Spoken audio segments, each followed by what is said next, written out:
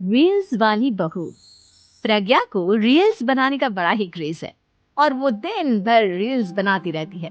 खाते पीते घूमते फिरते घर में कॉलेज में रील्स बनाने के कारण प्रज्ञा पूरे कॉलेज में हाईलाइटेड है। जहां उसकी रील्स सभी को पसंद आते हैं, वहीं मनीषा चिंता में डूबी रहती है।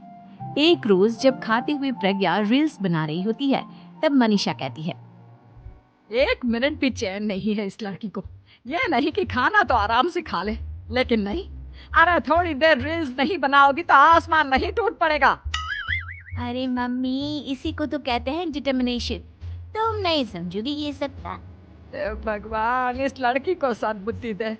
जब देखो तब टेढ़ा बाका मुंह बनाती रहती है। मनीषा की बात का प्रज्ञा पर जरा भी असर नहीं होता और वो खाते खाते रील्स बनाती रहती है। दिन बीतने लगते हैं और देखते देखते प्रज्ञा का कॉलेज भी खत्म हो जाता है। आए दिन कोई ना कोई मनीषा को प्रज्ञा की शादी करवाने का सुझाव दे जाता है। सब ठीक ही कहते हैं, प्रज्ञा की शादी कर देनी चाहिए। अपने घर के काम काज में व्यस्त हो जाएगी तो खुद ही ये रील्स और नाच गाना बंद हो जाएगा। मनीषा और प्रेम प्रज्ञा के लिए एक अच्छा लड़का ढूंढने लगते हैं और तभी विकी का रिश्ता प्रज्ञा के लिए आता है, जिसने प्रज्ञा को उसकी रील्स देखकर पसंद कर लिया था। अगले दिन विकी अपने माता पिता के साथ प्रज्ञा के घर पहुंच जाता है और प्रज्ञा साड़ी पहने हाथों में चाय की ट्रे लिए उनके सामने आती है। जब विकी को पसंद है तो हमें भी बहू पसंद है। बहन जी, आप बारात की तैयारी कीजिए। एक बार लड़का लड़की अकेले में बात कर ले तो अच्छा रहेगा। हाँ हाँ, क्यों नहीं। मनीषा विकी को प्रज्ञा के कमरे में भेजती है, जहाँ प्रज्ञा पहले से ही रील्स बना रही होती है। तभी विकी कहता है, आ गए आपके साजन जी। हमारे साथ ये रील्स कंप्लीट करती तो और भी अच्छा रहता। अच्छा जी, आप आ ही गए हैं तो बना ही लेती हूँ आपके साथ। दोनों मिलकर रील्स बनाते हैं। जब वी मीट और तुरंत पोस्ट पे कर देते हैं। फिर विकी कहता है, जब आप साड़ी में चाय लेकर आई तब मुझे लगा कि कहीं मैं गलत करने तो नहीं आ गया। आप सही है। दोनों की शादी पक्की हो जाती है और शादी के दिन भी प्रज्ञा रील्स बनाने से चुकती नहीं। यहाँ तक कि बारात के समय भी नाचते हुए रील्स बनाती है। सभी लोग प्रज्ञा की तारीफ के पुल बांध देते हैं और प्रज्ञा नाचती गाती अपने ससुराल चली जाती है। सब कुछ अच्छा चल रहा होता है। प्रज्ञा यहाँ भी दिन भर हर चीज की रील्स बनाती रहती है। लेकिन कुछ दिनों के बाद जब सुनीता कहती है, बहू, ये रील्स के साथ साथ कुछ काम भी कर लिया करो। वैसे तुझे और क्या क्या बनाना आता है? मम्मी जी, वैसे तो सब कहते हैं कि मैं सब कुछ अच्छा बनाती हूँ, लेकिन मुझे लगता है कि मैगी अच्छा बना लेती हूँ। हाँ, कॉफी भी अच्छा बना लेती हूँ और मुंह तो सबसे अच्छा बना लेती हूँ। अच्छा अच्छा। सुनीता अपना माथा पकड़ लेती है और कहती है, बहू, कुछ खाना बनाना भी सीख लेती। मम्मी जी, मैं लंबी प्लानिंग कर रही हूँ। जल्दी ही मैं इतनी फेमस हो जाऊंगी कि मुझे पैसे मिलने लगेंगे। हम दोनों सास बहू राज करेंगे, राज। नौकर काम करेंगे और लोगों की तो लाइन लगेगी हमसे मिलने के लिए। तेरा दिमाग खराब हो गया है क्या बहू? हंसी मजाक तक ठीक है, लेकिन इस तरह घर नहीं चलते। जितना जल्दी हो इस घर के तौर तरीकों को सीख लो। प्रज्ञा मुंह घुमाकर चली जाती है और तुरंत उसी वक्त एक रील बनाती है। ये देख सुनीता का गुस्सा सातवें आसमान पर चला जाता है और विकी के घर आती ही सुनीता उसे सब कुछ बताती है। विकी भी अब प्रज्ञा की इन हरकतों से परेशान हो जाता है। तुम टेंशन मत लो मम्मा, मैं देख लूंगा। विकी कमरे में जाता है तो देखता है कि प्रज्ञा रील्स बना रही है।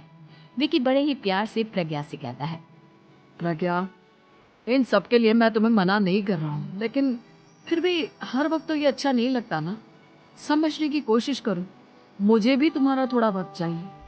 मैं जब ऑफिस से आता हूँ तो मुझे समय देने की जगह इसी में लगी रहती। तुम ज्यादा ही सोच रहे हो। तुम भी मेरे साथ रील्स बनाओ ना, तुम्हें भी बहुत अच्छा लगेगा। मैं इज्जत से कोई बात समझ में नहीं आती क्या? दिमाग खराब हो गया है तुम्हारा इस चकाचौंध से। अगर तुमने अपना रवैया नहीं बदला तो मैं तुमसे दूर चला जाऊंगा। तुम्हें रिश्ता लेकर आए थे, मुझे लड़कों की कमी नहीं थी और ना आज है। विकी दरवाजा पटक कर चला जाता है। धीरे धीरे विकी प्रज्ञा से दूर होता जाता है। एक रोज मनीषा प्रज्ञा के ससुराल उससे मिलने जाती है। तब सुनीता उससे कहती है, बहन जी अब आई हैं तो कुछ दिन यहाँ रहकर जाइएगा, आप ही का घर है। हाँ मम्मी, बहुत दिन हो गए तुम्हारे साथ एक भी रील नहीं बनाई मैंने। प्रज्ञा तुरंत अपने फोन में रील्स ऑन कर लेती है। ये सब मुझसे नहीं होगा। तेरा ये भूत अभी तक नहीं उतरा क्या? बहन जी आप कुछ कहती नहीं क्या इसे? जब आप ही कुछ नहीं कर पाई तो मैं कर ही क्या सकती हूँ, सास तो वैसी ही बदनाम है। शाम को घर की लाइट चली जाती है और मनीषा प्रज्ञा से कहती है, मेरे घुटनों में बहुत दर्द हो रहा है, तू लाइट का कुछ इंतजाम करना बेटा। अच्छा कैंडल जला देती हूँ मम्मा। प्रज्ञा गाते हुए कैंडल जलाती है और खिड़की के पर्दे के पास रख देती है। मनीषा जिसे बहुत दर्द हो रहा है वो सो जाती है और प्रज्ञा हमेशा की तरह अपनी रील्स में लग जाती है। उधर कैंडल की वजह से पर्दा आग पकड़ लेता है और मनीषा के कमरे में आग लग जाती है। बचाओ, कोई है बचाओ। सभी भागते हैं और विकी कमरे की आग बुझाने में लग जाता है, लेकिन तब तक मनीषा आधी जल चुकी थी। मनीषा की हालत देख प्रज्ञा रोने लगती है। विकी मनीषा को तुरंत हॉस्पिटल ले जाता है और उसे एडमिट कराता है। विकी प्रज्ञा से कहता है, देखिए ना, तुम्हारे इस नाच गाने की वजह से आज तुम्हारी माँ की जान जाते जाते रह गई। अब पता नहीं तुम और क्या चाहती हो। उधर डॉक्टर कहते हैं, इनकी हालत बहुत नाजुक है, आधे से ज्यादा जल चुकी है। प्रज्ञा रोती हुई मंदिर में जाती है और भगवान के आगे जाकर कहती है, भगवान मेरी माँ को ठीक कर दो, मैं कसम खाती हूँ आज से ये रील्स बनाना छोड़ दूंगी, बस मुझे मेरी माँ वापस मिल जाए। 2 दिन बीत जाते हैं और मनीषा खतरे से बाहर आ जाती है। पेशेंट अब ठीक है, आप लोग उनसे मिल सकते हो। सब कोई मनीषा से मिलता है और प्रज्ञा सबके सामने अपना फोन तोड़ देती है। मुझे माफ कर दो मम्मा, मैंने तुम लोगों की बातों को नजरअंदाज किया। बेटा कोई भी चीज जरूरत से ज्यादा खराब है। मैंने तुम्हें रील्स बनाने से कभी मना नहीं किया, लेकिन हर वक्त एक ही चीज तो सही नहीं है। मैं समझ गई हूँ मम्मा, आई एम सॉरी। प्रज्ञा उस दिन से रील्स बनाना छोड़ देती है और पूरी तरह से अपने घर में लग जाती है।